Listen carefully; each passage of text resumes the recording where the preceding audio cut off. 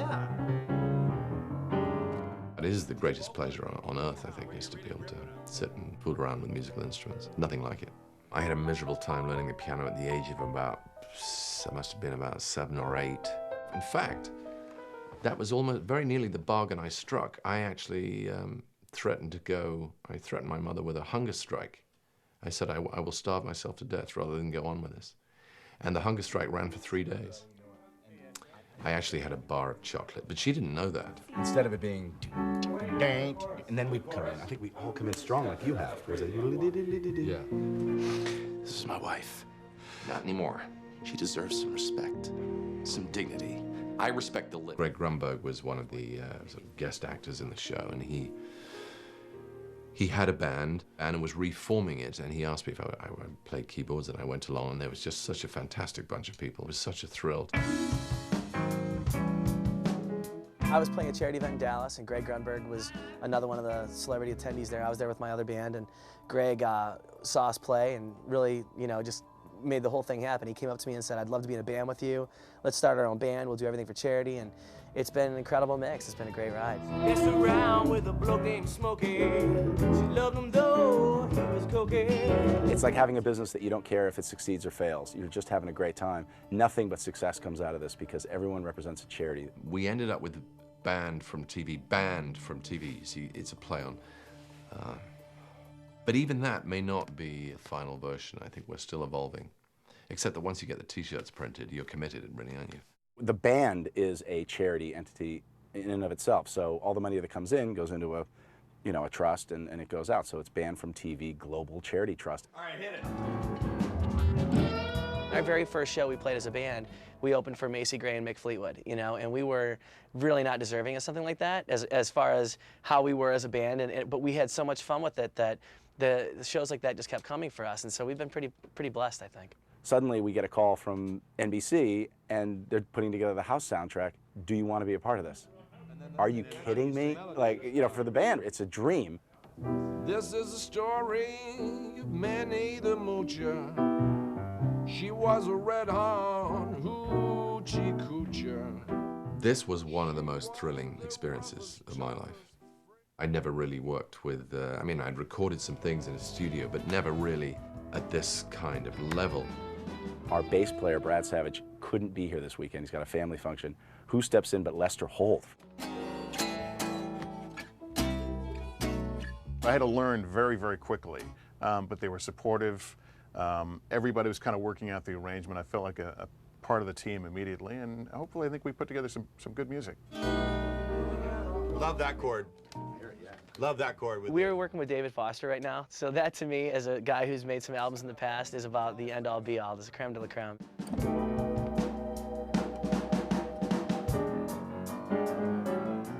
There was so many aspects of this project that intrigued me. It just seemed like a good thing to do and a fun thing to do, and at this point I only want to go where I belong and where I can do some good, you know. And if you wanted, just for now, if you just want to do, just ding, ding, just, you know, right hand only. I never really knew what a record producer did apart from drive Ferraris, and I thought, well, that's odd because I could do that. What do they actually do? I see these guys go out and collect their Grammys, and he's, I think, gotten 15 or 20 or something ridiculous. Well, it took me about 45 seconds to realize what they do and how good this guy was. David Foster was quite phenomenal. The whole band goes,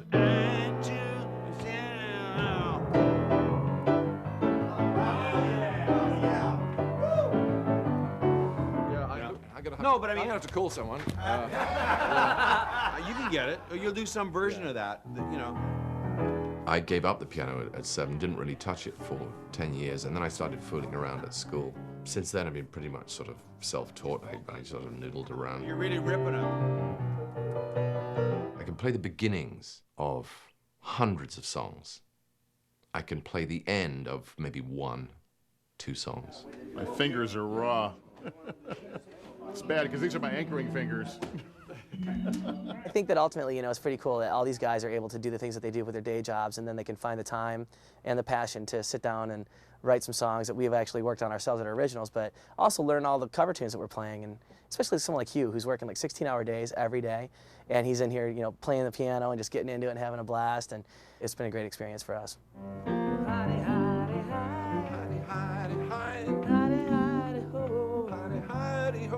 hardest instrument of all is the human voice. Hi-de, hi.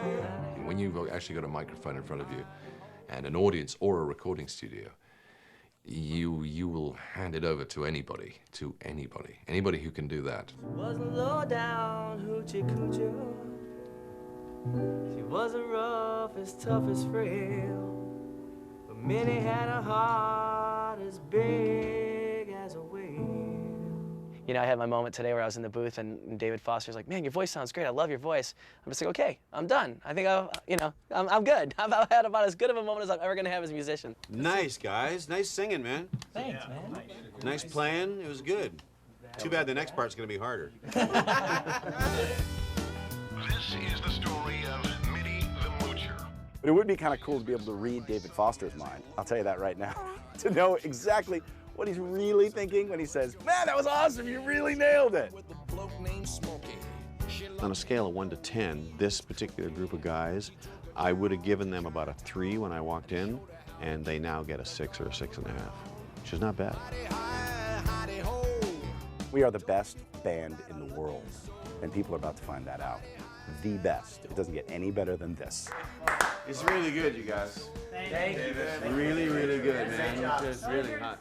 We've all listened to these sort of rough mixes about 1,000 times, and I think we're so drunk with it now that we probably can't tell whether it's any good or not. She sat around and counted them 1,000,000 times. Who cares if we're successful or if we're not? The charities benefit, and we're having a blast. From our point of view, I don't think any of us would swap it for anything. It was an amazing time. The listener may have a different view entirely. Right here. She had a dream about